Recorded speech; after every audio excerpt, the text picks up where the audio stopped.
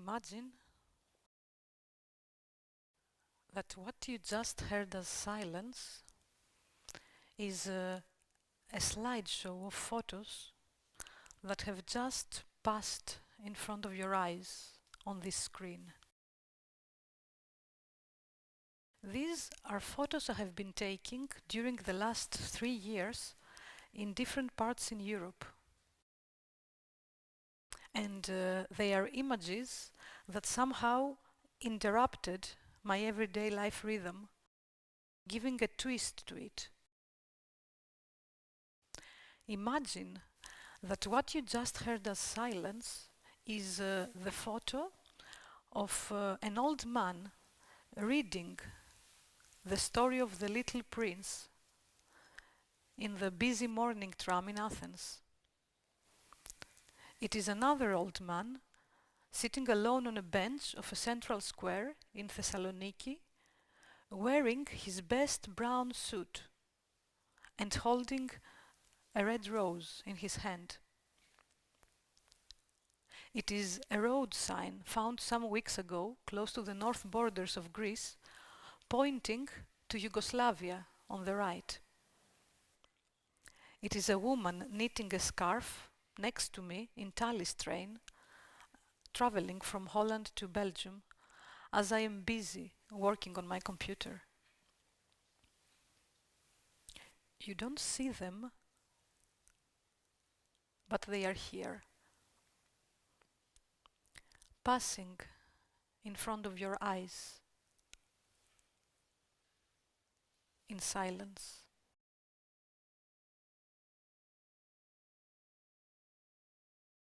There is something in the fact that we cannot see each other.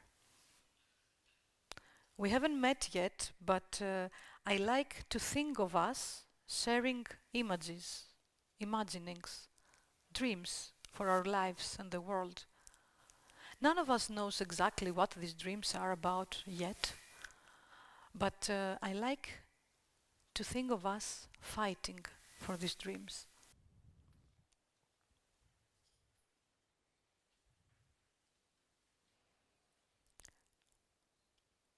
What you just heard as silence was the sound of your dreams. Or maybe of the dreams of the one next to you. Or maybe of those a little bit further away in this theater, this neighborhood, this city, this country, this continent, this planet. What you just heard as silence was the sound of our own dreams. They are here already, ready to break our everyday life at any moment and create other realities. The realities we dream of. It's now good time for a takeoff.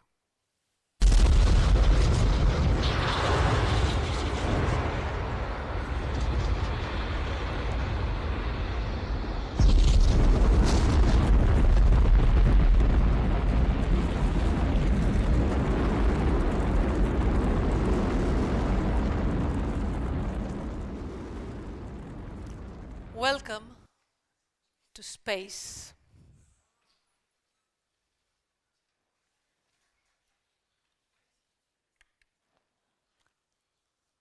It's the year 2118. We are in the area of science fiction, 100 years ahead of our time. It's now Monday, 7 February 2118. Here are two possible scenarios for theater on that day. The first scenario: there is no theater. Since many years, theater is forbidden by law in all states on earth as something that is useless and has no effect on the public. This means that we have no actors, no theater spaces, no theater texts, no performances created by artists. People rarely remember or discuss the word theater anymore. Most importantly, if someone mentions the word theater, or even worse, if somebody tries to practice theater, they are prosecuted and spend the rest of their life in prison. In this context, there are some people who still react and resist, and they do that by learning by heart whole theater texts or by learning to perform on their own whole theater performances. These revolutionaries are named after the theater text or the theater performance that they memorize and they protect in their own body. This means, for example, that you can find hidden in the woods, of course, because they are illegal, Colonel Romeo and Juliet, for example, or Officer Medea. What these people fight for is for the return of theater and its stories. Most importantly, though, what they fight for is the return of this unique and irreplaceable experience of people coming together in theater in order to think about the world and dream about it in common. Second possible scenario for theater in 2118. Theater is everywhere. It's imposed by law that people live in a theater mode all day long, every day, everywhere. This means that people have to perform different kind of roles, that have to invent performances wherever they stand, they have to take pictures all the time, post them everywhere, and create stories about them, etc. If somebody refuses to do that, if somebody does not want to perform all the time publicly in front of others, risks spending time in jail. In this case, of course, also, we don't need to have the specific profession of the actors, we don't need to have theater directors, we don't need theaters, we don't need performances, we don't need theater texts, because theater is anyway everywhere all the time. It's in streets, in parks, in our houses, on TV. Shows like Earth's Got Talent, or So You Think You Can Do Whatever Kind of Art You Want, are multiplied and broadcasted all the time. It's really a joy.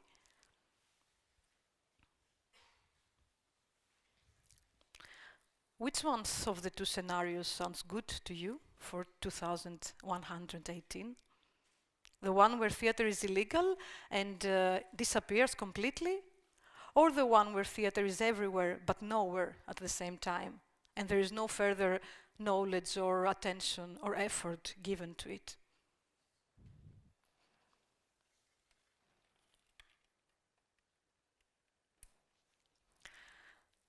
Okay, let's come back to 2018 and the way we think about theater today and in the future.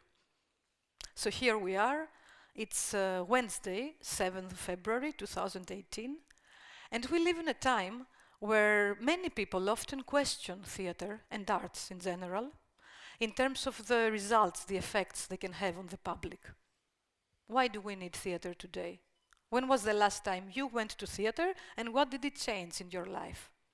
Why should we still have theater when we have internet and TV and we live among millions of images and stories every day? Let's try to think a bit further on these questions and take things from the start. So, the word theater comes from the Greek theatron, which derives from the word thea, view, and the verb theaume theome, which means to see, to view. Theater then, since its beginning, it functions as a seeing place, as a room with a view that gives the opportunity to spectators to interpret and speculate about the world they live in through the images and the stories they see on stage. And if theater cannot change the world, it can definitely change the way we think about the world. The theater director Eugenio Barba has said that theater maybe is not a revolution, but it's a rehearsal for a revolution. And it's true that many times during history we have witnessed actual, real revolutions taking place outside the theater space, exactly because of the affect the theater performance had on the people who saw it. Theater then, and that is maybe its particularity in relation to other arts, has the power to start revolutions and overturn established realities. And why is that? Because in theater, we come physically together. We bring our bodies closer in order to think about the world and dream about it in common, together.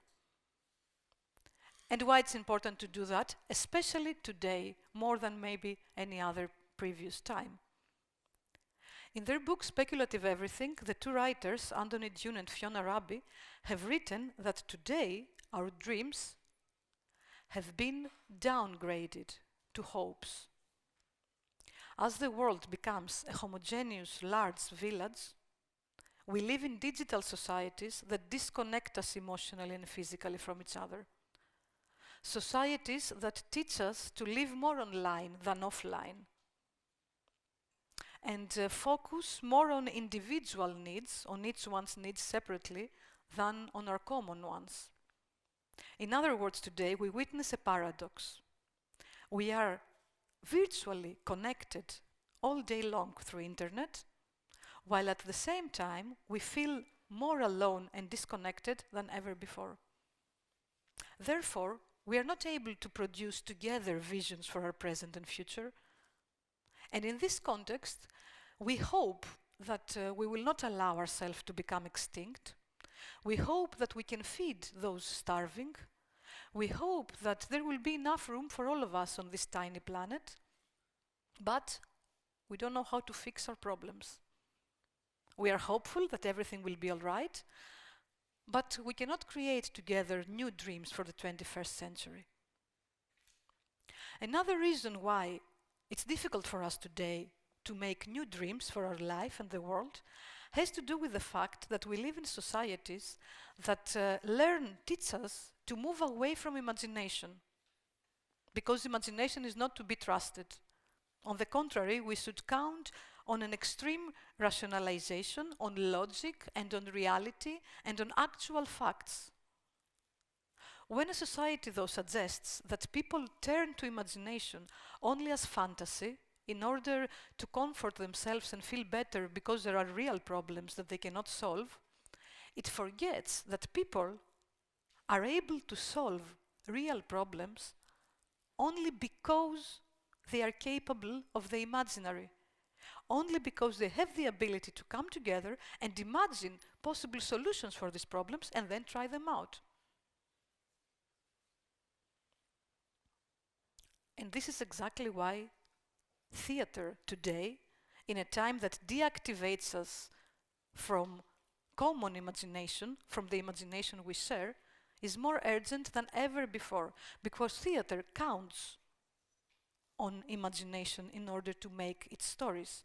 And moreover, it depends largely on the live coming together of an audience in order to share these stories. So theater is a public, shared area where we come together to create dreams. That's why it can contribute to the emergence of alternative dreams for our world today. Instead then of producing Twitter art, where anyone can have a go, and reproduce banalities of egos, theater artists train themselves, their bodies, their voice, their minds, in order to create alternatives for our lives. And they devote their work to the careful construction of alternative realities, of new realities for our world. And this is why we should support their work and theater today, in 10, in 50, or 100 years. Because if we want to approach our lives differently, it's not enough to simply hope. We have to dream, and we have to practice together ideas, events, actions that constantly reimagine the way we want to live together, starting from the very little ones and the everyday ones. For example, adults reading children's stories in the tram or in the metro in the morning. Women knitting in high-speed trains. Road signs pointing to countries that don't exist. Old men occupying squares with red flowers, dressed in their best clothes. Do you remember these images that overturns my reality at the beginning of the talk? Do you remember the dreams we shared in silence? The dreams we created together? the dreams that can overturn what we take for granted and approach our lives from different directions and create alternatives and new dreams for the world.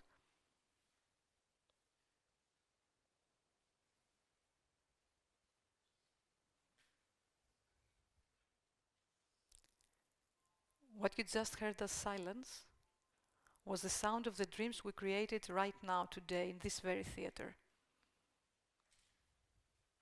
Let us dream of them together. Let us produce new views in common. Let us share alternative realities now and forever. Let us fight for the realities in theater and for the fictions in everyday life, starting today, in 2018, preparing the ground for others to do so in 100 years. Thank you.